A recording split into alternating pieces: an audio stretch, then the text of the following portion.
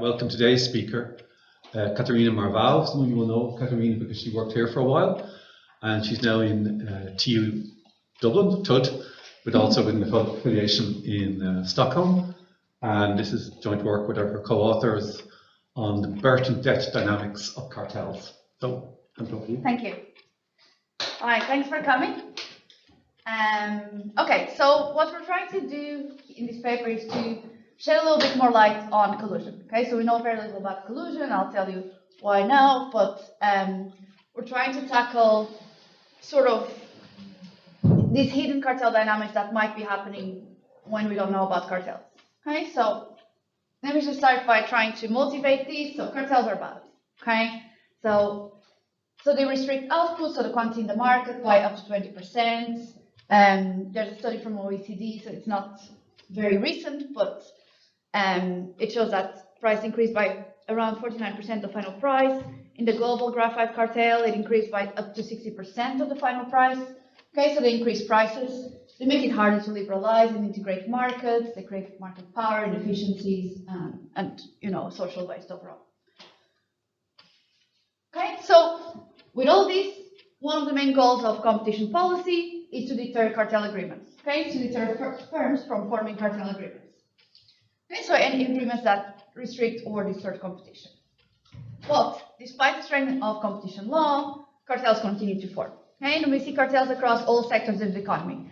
So you have some examples there. We've convicted cartels in the EU, the US, in Apple, Google, British Airways, Barclays, JP Morgan, Renault, Warner Bros. Okay, so across a wide range of sectors. Okay, so what we're trying to do is find the tools to sort of align incentives of firms and consumers or antitrust authorities, so that we can detect cartels, the cartels that have already formed in the economy, and deter new cartels from forming. Okay, so there's lots of things that we want to know and that we don't know about cartels. Okay, so the first one is it the probability of detection high enough that firms just won't collude? Okay, so there's a study from 2013 where Peter Mosey suggests that we only detect 20% of cartels.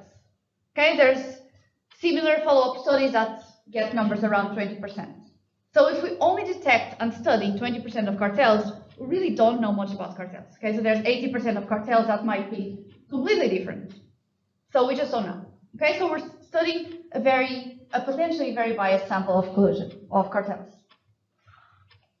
And then we don't know if fines are large enough to be able to deter collusion.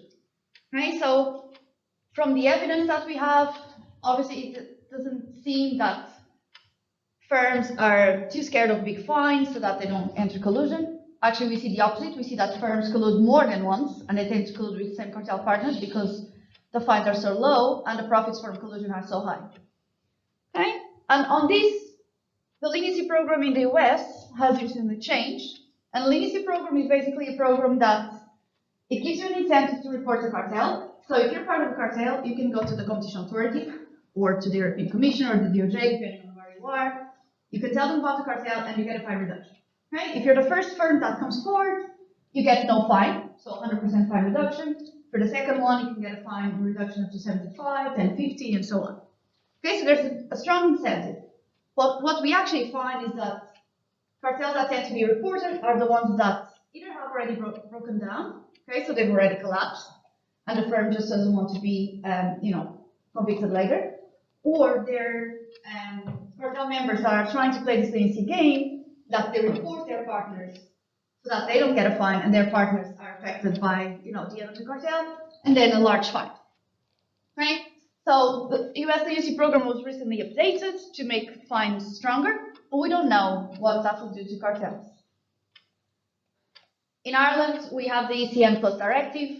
So the ECN Plus Directive gives the Irish Competition Authority civil powers to impose penalties. So up until January, well, it hasn't been transposed, but up until January, you could only impose criminal fines, which meant that when we're going to court and bringing firms to court, we couldn't really impose sanctions because the judges just weren't willing to send people to prison, okay, not for cartel agreements. Okay, so since the 1st of January, we have legislation to impose civil fines. So this could sort of revamp or anti-cartel policies in Ireland.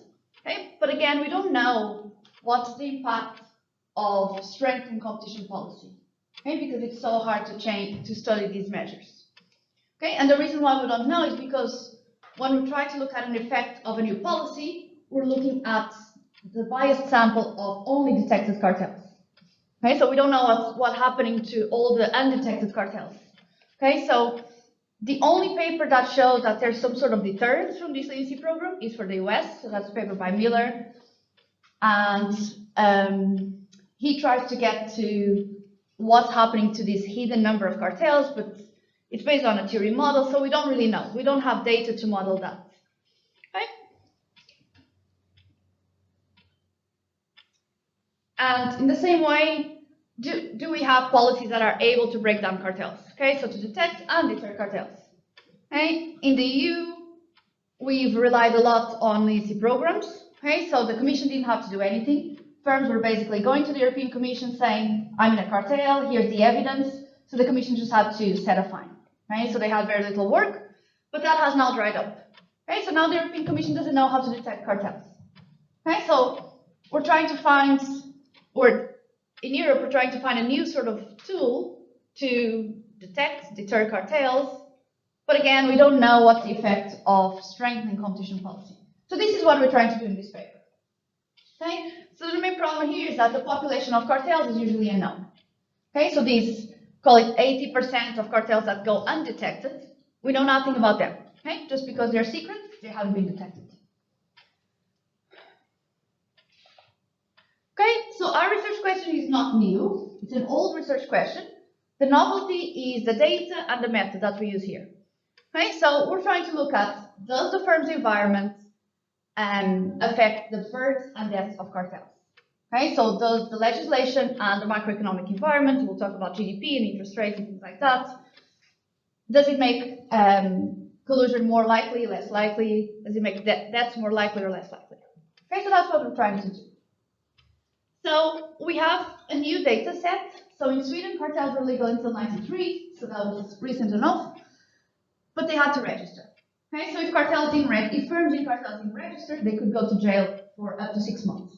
Okay, so there's a strong incentive in registering your cartel.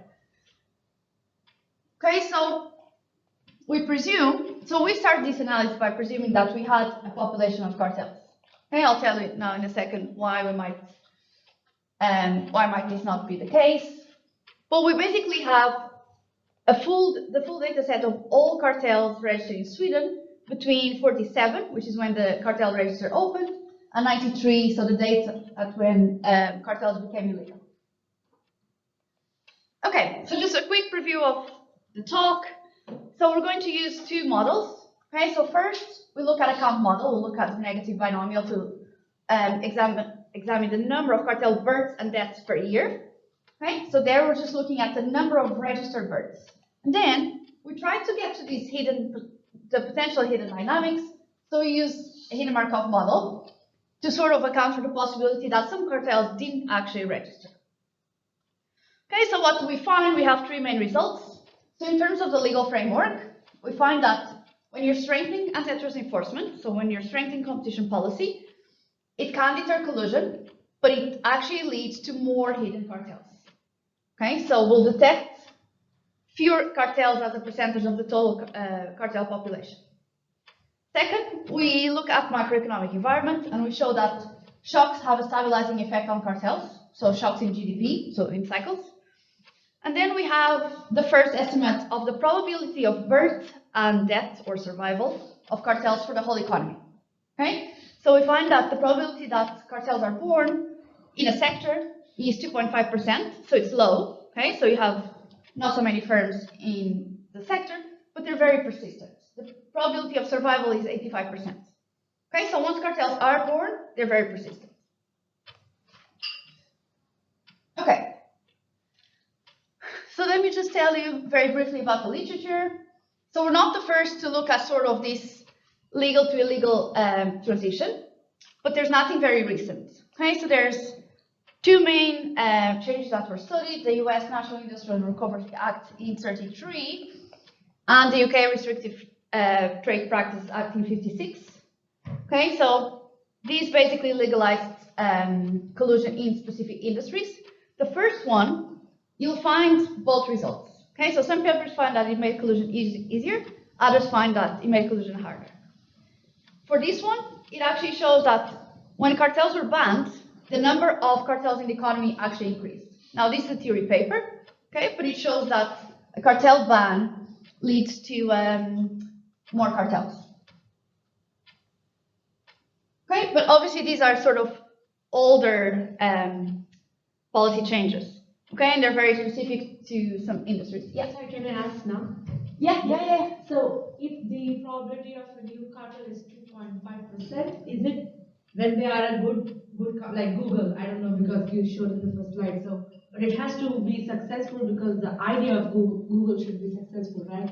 Like, is it the 2.5 probability after being a big establishment like Google, or it's like, oh, I have this idea and potentially it can be a cartel? So I don't see that because many people can register as cartel, but they won't be successful like British Airways or Facebook or Google. So, okay, thank you. So we're not looking at the intensity. So even if you just collude for a month, we'll consider it a cartel, and we'll have. So it's cartels that. So by cartel I mean firms getting together and discussing prices and setting a price or sharing markets or splitting territories. So as long as you do that, we consider them a cartel. Okay, I actually have the formal definition there of what we consider a cartel. So that you might not be successful in increasing prices. We don't look at the effect of the cartel, but we just look at firms that got together and discuss this sort of stuff. Okay, so in terms of competition policy changes, we find that strengthening antitrust enforcement can deter and destabilize collusion. But we also find that the results are very sector specific. Okay. Then we're also not the first one to study legal cartels. Okay, I'll show you. Actually, I should have shown you the list of legal cartels first. So the studies go back to 2010. So some cartels were legal in the US between 33 and 36. Okay, so Taylor has a paper that looks at the growth of output in 65 industries. But these are all the studies on legal cartels. Okay, so we don't have a lot. From these, there's only a paper in Germany that they're studying cartel duration, so not the same research question that we have, but they have the full population of cartels for a specific period during the German cartel register, and they have 864 cartels in there. Okay, and then the other thing I want to mention is Finland. So Itinen, Stina and Toivanen, they have a recent paper that looks at manufacturing cartels. So in Finland, cartels also have to register, but their data only includes the manufacturing cartels. Okay, so they have 193 cartels, and they estimate the probability of cartel birth and death. Okay, using a Hindenburg-Markov model, which we'll also use here. And then for Sweden, so we're the first to use the full data. Okay, so we actually had a research assistant for over 2 years collecting all this data. And I'll show you now an example of a cartel or of a transcript that we got. Okay, so we have a preliminary paper sort of just looking at the data and sort of trying to figure out the mechanisms of sustaining collusion from 2018. So we have 3,231 agreements over the full economy. Okay, so we have all sectors in the economy. So we're the first to try to study these for the full economy, okay, not just manufacturing, which is quite specific. Okay, now literature in terms of business cycles. So if you look at collusion in business cycles, you can find whatever you want, okay? So you can find that collusion is pro-cyclical, counter-cyclical, acyclical, depending on what papers you look at, time periods, countries, etc. Okay, the only paper that is theoretical there is Natalia Fabra. Everything else is empirical. But depending on where you're looking at, there's no consensus in the literature. Okay? So we try to shed some light on these, assuming that we have this population of cartels that we can make a contribution here. Okay, so we find that births are pro-cyclical. Okay, we found that deaths can be pro-cyclical or counter-cyclical, but that depends on the sector that you're looking at. And we find that shocks deter and stabilize cartels. Same thing for the interest rate. Okay, you can find that higher interest rates decrease or increases births, increases and decreases deaths. Okay, depending on the papers, again, the sample, the period, etc. What we find is that higher interest rates decrease the number of cartels in the economy. Okay, so it's like a negative GDP shock. Okay, so the economy is worse off, and the number of cartels goes down. Okay, so we actually find in specific terms, we find that it decreases births and it increases cartel deaths. Okay, so fewer births and more deaths, so overall you're decreasing the total number of cartels in the economy. Okay, so that's sort of the literature and what we find. So let me tell you why we care about this. Okay, so we care because cartel registers weren't specific to Sweden. Okay, so we are looking at only Sweden, but we think that we can generalize a little bit our results. So cartel registers were active until 2010, and they're present in lots of different countries. Okay, a lot of them aren't publicly available.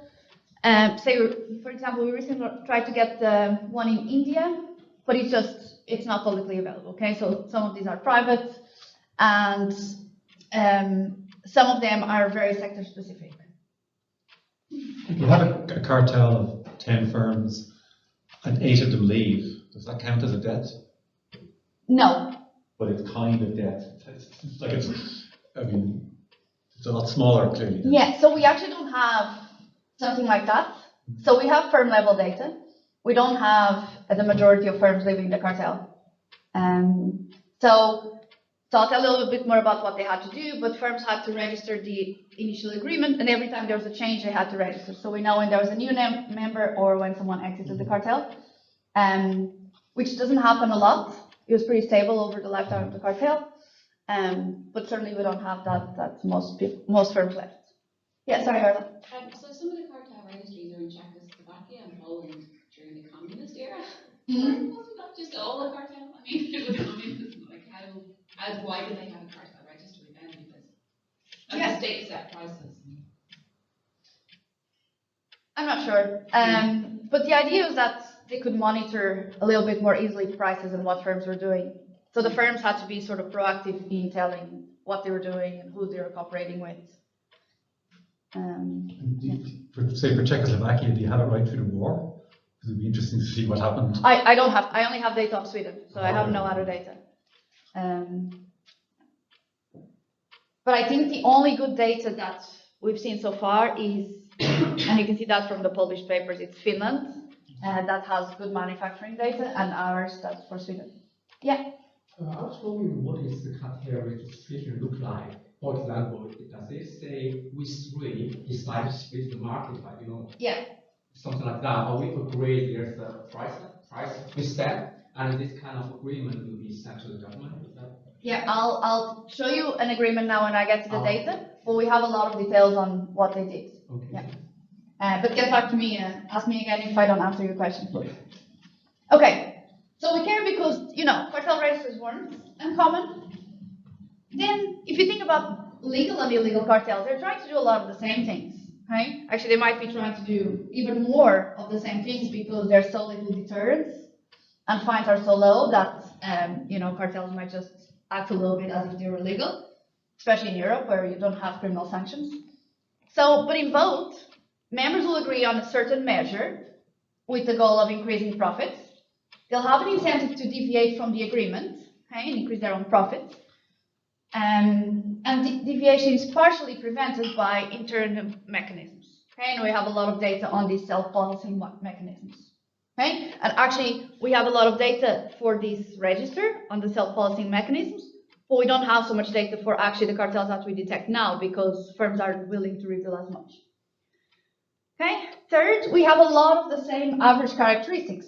Okay, let me just give you an example. If you think of average cartel duration, okay, so these are a load of different studies. I'll quote mine. So if you look at illegal cartels convicted by the European Commission up to 2015, the average cartel duration is 7.2 years. Okay, in our paper we have that it's 8.19. And it's quite in line with other cartels for different regions and different periods. Okay, and you can look at the number of cartel members, the sector distribution. Everything is quite similar to actually illegal cartels that we find now, especially in the European Commission and the DOJ. Fourth, we have a lot of firms that were colluding since the 40s and that are still being convicted for collusion. So this is not an exhaustive list, okay? So hopefully you'll recognize some of them. These are some of the firms that are in our register and that have been recently convicted for collusion, either by the European Commission or the DOJ, okay? So it's not like these firms disappeared. And some did disappear, okay? So we have a cartel with 200 book publishers in Sweden in the 40s. Okay, so obviously a lot of these firms would have disappeared. But we also have a lot of the big firms that are still being convicted for collusion. Okay, to give you another example, we have another paper where we look at other things that these firms are doing. So we look at mergers, bribes, money laundering, etc. This is Skanska. So Skanska is a construction company. So they were in the register, in the Swedish Cartel register, obviously before 93, and this is only from 94. Okay, so then they started a cartel in Finland between 94 and 2001, another cartel in Sweden, cartel in Slovakia, cartel in Czech Republic, and orange squares are the dates of the fines. They've also been involved in a lot of other scandals. Okay, so money laundering, bribes, etc.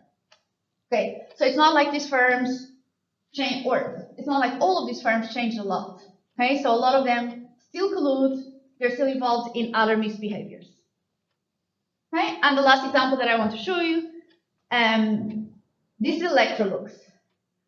Okay, so these are all the cartels, these are cartels IDs, which won't mean anything to you, okay, but each line is a cartel.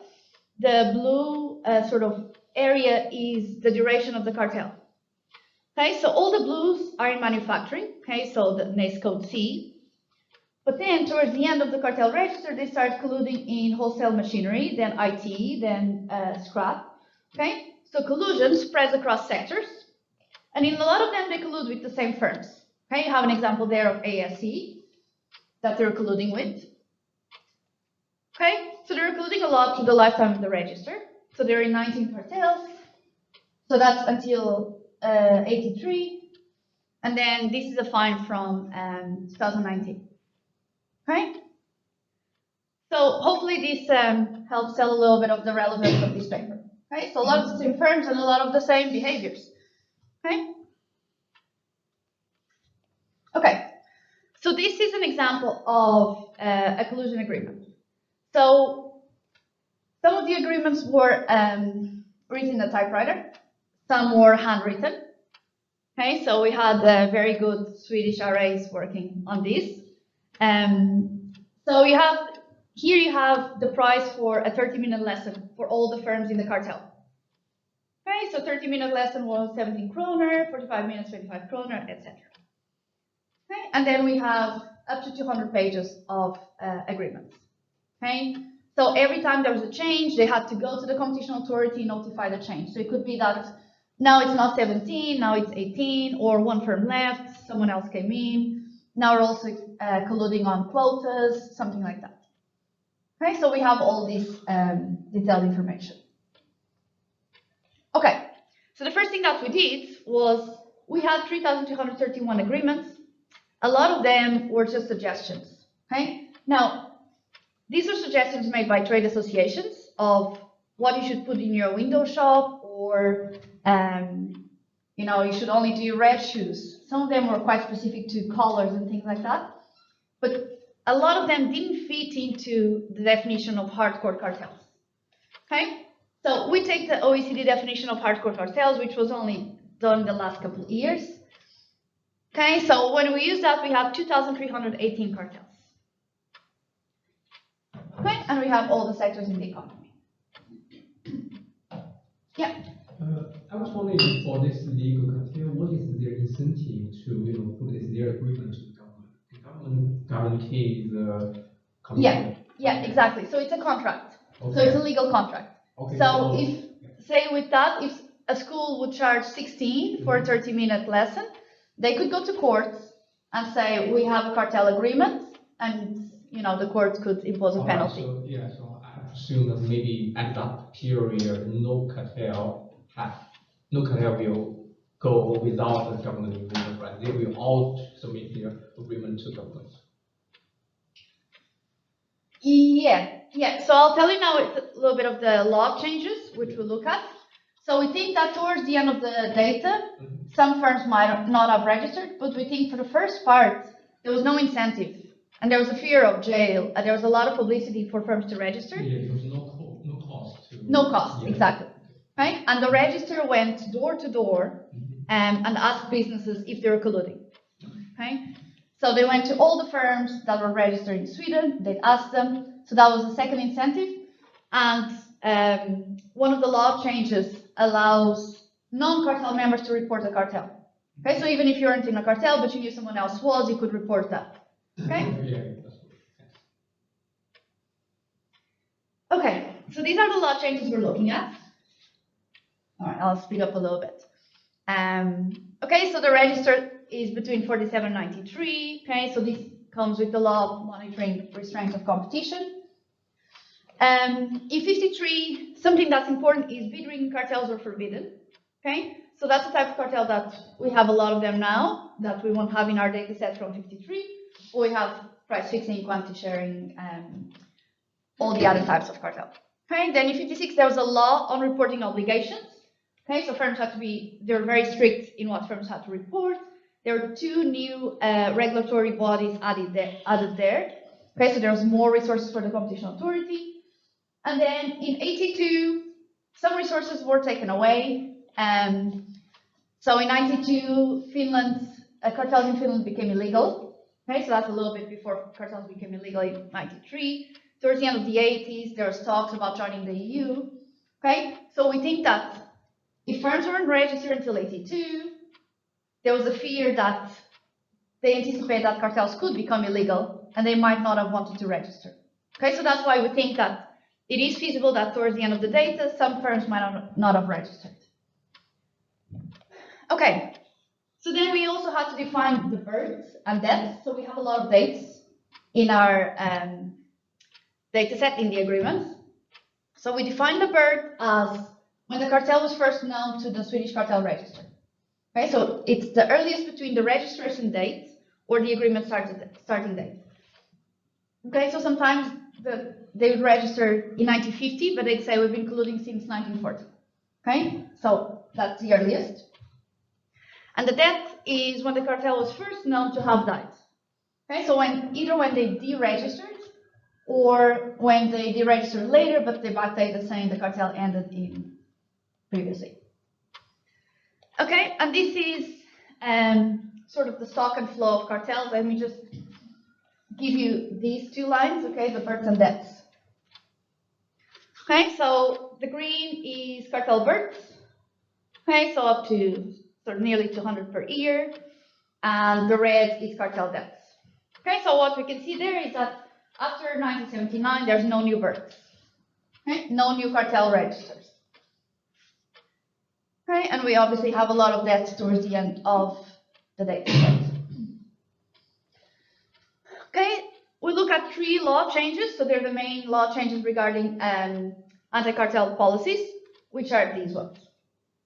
Okay, so just looking at the graph, it doesn't really show you much in terms of what's happening to cartel deaths and births. Okay, so things are changing a lot. Yeah. Does that include like the opposition from the foreign company to purchase for a few of the Swedish firms? Sorry? So like does this other data include those firms that purchased by the foreigner firms? So we have firms like Warner Bros.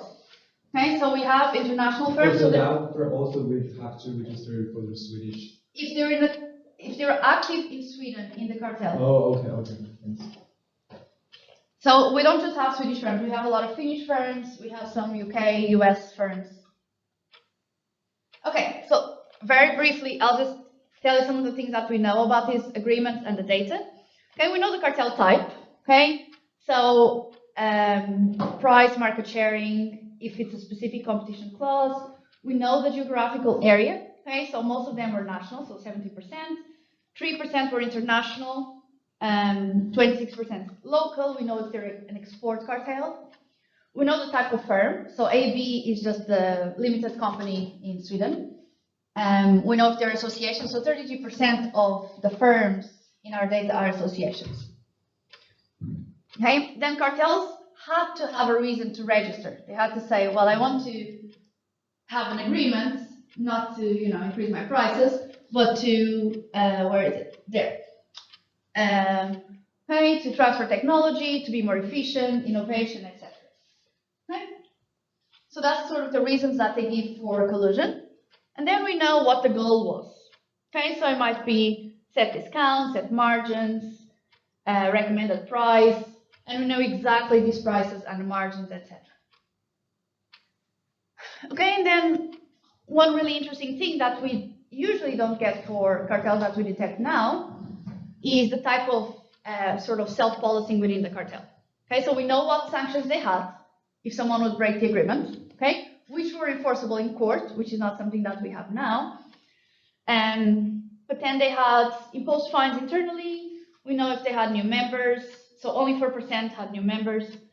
They had meetings, dispute resolution instruments, voting, if the contract was only oral, etc. Okay, so we know a lot about these cartels. Right? And it's mainly manufacturing. So 63% of our cartels are manufacturing. Okay, so these are just births and deaths across different sectors, just to motivate the idea that this wasn't uniform across the whole economy. Okay, so births and deaths were different across sectors. Okay, so let me get to the model. So we first use a negative binomial. Okay, so our data is over-dispersed, so we can't use a Poisson. So here we're looking at the registered cartels. So look at the number of cartel births and deaths that were registered in the Swedish Cartel register. Okay, so this is just the yearly number of cartel births and deaths per NACE1 sector. So we have 16 broad sectors. Okay, so we'll have the law variables, the three laws that I changed you. In macro variables, we have the HP filter for GDP to take away cycles. Then we have positive and negative shocks. Later we add interest rates, but that's not in our main specification. And then we have some controls. Okay, so I won't talk too much about them, but they're important. So we control for the lag number of active cartels in the economy, okay, because obviously that impacts how many cartels could die. We control for product homogeneity. Our results there aren't robust, so we don't even talk about them. But we're trying to control for product homogeneity. Then we have sector and year fixed effects. Okay, so then we try to account for noise. Okay, so we try to account for these sort of hidden dynamics in case there's some noise in the data. So the idea here is that the probability of observing the registered cartels could have changed throughout the life of the Swedish cartel register. Okay. So then we use a hidden Markov model. Okay, so we use the framework that was developed by Holstein and Ittinen, and that allows us to account for hidden cartel dynamics. So I don't want to talk too much about Markov models, but it basically tries to find a trend on what should be happening in the economy, and then it compares it with what's actually happening. Okay, so with that, we can estimate the probability of births and deaths. Okay, and the main thing that we have there is we have two states. So we have the hidden state, so that's actually what's happening in the economy, and then we have the observed state, so the number of cartel births and deaths that we actually observe. Okay, and these aren't necessarily the same. They're only the same if we only observe all the cartels in the economy. Then, with the HMM, the hidden Markov model, we can separate the probabilities of births and deaths and the probability of observing those. Okay, so it gives us the ability to look at these hidden dynamics. And then we have transitions between collusion and non-collusive states. Okay, so we make no assumptions here. So it's nice in that way. Okay, so with the negative binomial, we only have births and deaths. With the HMM, we have all the transitions. So every time there's a change in the agreement, say they registered in 1950 and deregistered in 1960. Say in 51, they said there's a new member. In 52, they said we're changing the price, etc. Every time, every year that we know that they did something, that we know for sure that the cartel was active, we mark it as collusive state. If we don't know, we assume that we don't know. If we know for sure that they weren't colluding, we give it a non-collusive state. Okay, so we don't assume that if in a year the cartel didn't notify anything, we make no assumptions about that. Okay, we just say we don't know. Okay, so we're not the first to apply a hidden Markov model, but there's very few papers looking at hidden Markov model in the context of collusion. Okay, so they're older, and they're Porter and Lee and Ellison, so they're from 83 and 94, the papers. And then there's Itinen's paper in the AJ, which looks at hidden cartels in manufacturing. Okay, so we apply the same framework. Okay, so we assume that the industry transitions stochastically, so randomly between collusive and non-collusive states, according to a first-order Markov process. And we have these two states. So the hidden state, which is actually what's happening in the economy, and what we observe, so the registers.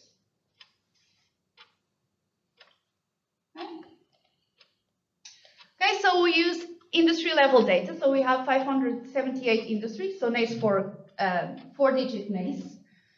Right? And we call that an industry, one of these is collusive, if there's at least one active cartel in a given year. Okay, so that's a collusive industry for us. Okay, so this is the main specification. I'll split that now.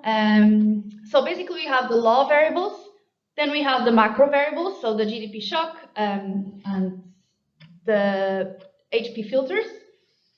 Okay, and we do the squared to allow non-linearities in GDP trend. Okay, and then we have our controls. Okay, so we have homogeneity, large number of cartels, sector, and year fixed effects. Okay, and I'm showing you, sorry. So these are the negative binomial coefficients, columns 1 and 2. They're translated into percentages, right, and then ratios. And then we have the HMM model in columns 3 and 4. Okay, so these are run separately, we just put them together to compare. Okay, so for the first part of so this is just a table, the same table split. Okay, so for the first part, let's look at the law changes. So what we see there is 3 negative coefficients, okay, the 3 blue ones. So that shows that this is the additional impact of each new law, the 53, 56, and 82. So with the law 53, cartel bursts decreased by around 75%. Okay, the additional impact of the law 56 is 68%, and then there's no bursts after 82, so they decrease by 100%. Okay, so there's a strong deterrent effect in terms of bursts, but then when you look at hidden dynamics, we actually see that that coefficient there in red is positive. Okay, so what that shows is that when you're looking at the number of registers, there's fewer registered bursts, there's actually more hidden bursts. So what the law of 82 did, it did not deter cartels, it actually caused cartels to just not register. Okay, so collusion increased, or the number of bursts increased, but they didn't register. So hidden collusion. Yeah?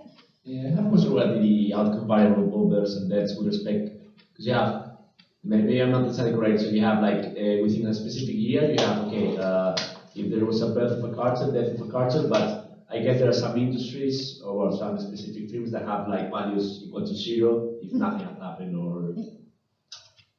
Yeah, so we have 3 things. We say collusive, non-collusive, or we don't know. Yeah, so your outcome variable in that case will have like values equal to 0. Yeah. So my question was like, what's the range between zero values and non-zero values for applying those kind of models? If you have many zeros in your data or not? So in the negative binomial, you have no zeros. So negative binomial is the number of births and deaths per year. So we have zeros in births after 1979. So we have a robustness check where we just cap the data 79 to see what happens. In deaths, there's no zeros. There's always at least 1 death in each year. Thanks. Okay. Now to look at deaths. So that was for births. Okay. For deaths, what we show is that there's some desistance effect, so more deaths from the laws of 53 and 82. Okay. Then when we look at shocks, So GDP shocks are here, the first line. So we show that shocks have a stabilizing effect and somewhat deterrent effect. Okay, it's only significant 10%. So there's fewer births, but also fewer deaths.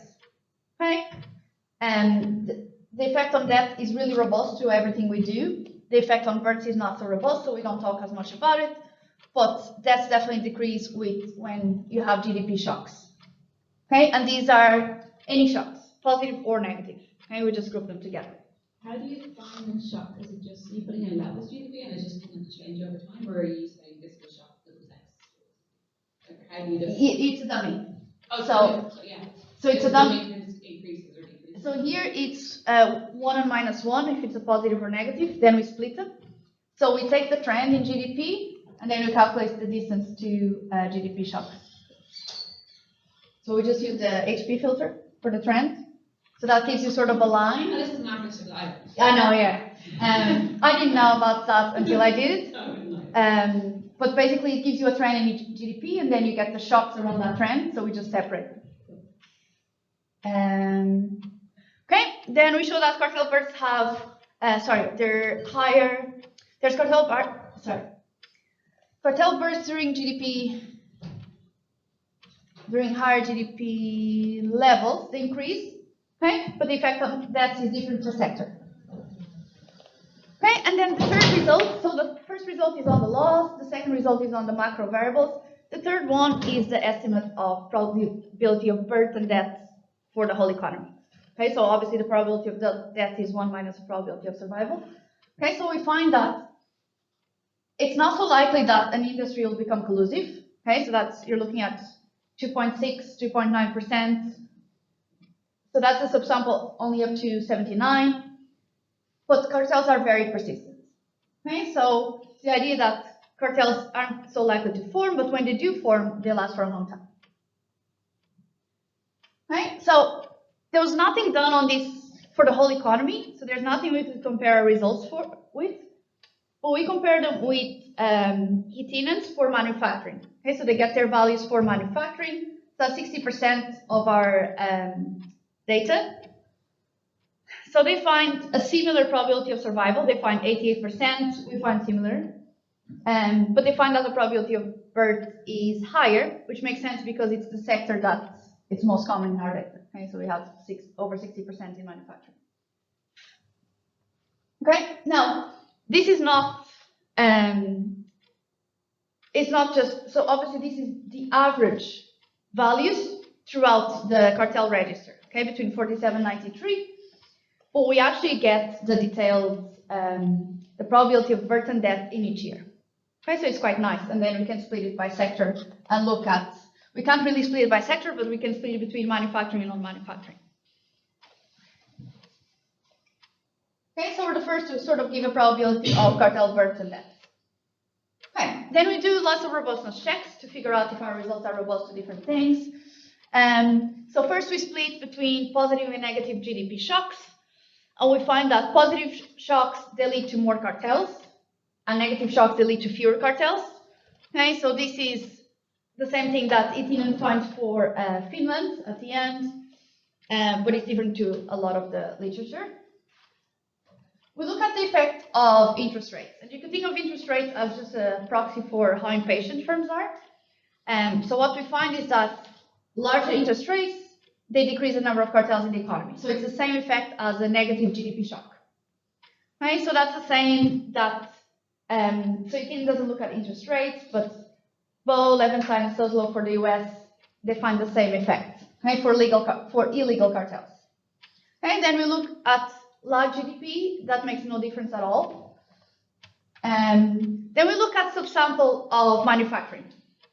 Okay, so we did try to split between across different sectors, but our data becomes quite small. Okay, so with the not so much with the HMM, but with the negative binomial, you're looking at number of births per year. So if you're starting to split the data a lot, you start getting some zeros. Okay, so if we just look at manufacturing, which is the biggest sector, the law 56 actually has no effect. Okay, this result is really robust to the different things that we do. And then we find that the GDP shocks only affect deaths and not births. Okay? Yeah. This question, just that's related to the question previous about the foreigner firms. But just because in general, firms like for the cartels, they cooperate at a multinational level. So my question is would these big firms, they would have this expectation from the Swedish authority would introduce this kind of antitrust law to Sweden in particular, and then they have experience in other countries. So either they prepare for that for the hidden state, or they either so that's why you can capture because they find out the difference between the Swedish law and the other countries' laws. I wonder if this model would capture that, or it just really capture the difference between Swedish law and compared with other countries. Yeah, no. So it captures that difference. So it's all concentrated around 93. So cartels became illegal in UK and Denmark in 89. Also, Swedish the first. Swedish was the last one in sort of the countries they really traded with. Oh, okay. So trade partner that you're looking at. Yeah, so, but the other ones, so Finland and Netherlands, they became, cartels became illegal in 92. So, it wasn't that different from Sweden, but we actually see that there's no new births after 79. 79 is the last year with cartel registers, right? We have 5 minutes left, so we'll Yeah. give you a clean on to Yeah. Okay, then we look at a subsample, we look at endogeneity, we do a nice Liouville test. If you want to read the paper, we find that there's no serious endogeneity issues. Okay, so overall the contribution is, so first we're on one of the first empirical papers to look at the determinants of cartel births and deaths for a population. Okay, so it's the first application of the hidden Markov model to a full economy. Okay, and to look at the gradual tightening of competition law. So Itinen's paper for Finland, they only look at manufacturing, they don't look at changes in sort of the firm's environment. Okay, then we find that competitive pressure can deter collusion, but it also has the potential to make firms hide their collusive behavior. Okay, so more hidden cartels. And we find that shocks have a stabilizing effect on cartels. Okay, and here we try to reconcile a little bit of literature. We've actually submitted this paper, but we've taken away a lot of the GDP stuff, because we realize that things are really different per sector. So we're trying to reconcile what we find here for a population of cartels with what's in the literature. Okay, and then we have the first estimate of probability of birth and death. Okay, so with this, so this is sort of the first general paper that we had on the Swedish Cartel Register. There's a lot of work to get this data. So with Glenn Weil and Franco Mariuso, we have a paper where we're looking at a cartel detection tool. So the idea is that here we know if firms are allowed to collude, who will they collude with? And we actually find that with the Electrolux cartel that I showed you there, they collude with a lot of the same firms that they colluded in Sweden in the 50s or 60s. Okay, so it's interesting that they're still colluding with the same firms in 2019, or for a fine in 2019. Then the second thing that we see is that in 93, when cartels became illegal, lots of firms merged. Okay, so collusion was sustaining lots of inefficient firms. So then we look at mergers post-collusion, and then we try to look at a link between common ownership in Sweden, mergers and collusion. Okay, so the idea there is that it'd be the first paper looking at actually a population of cartels and trying to figure out what's the implications for that for common ownership.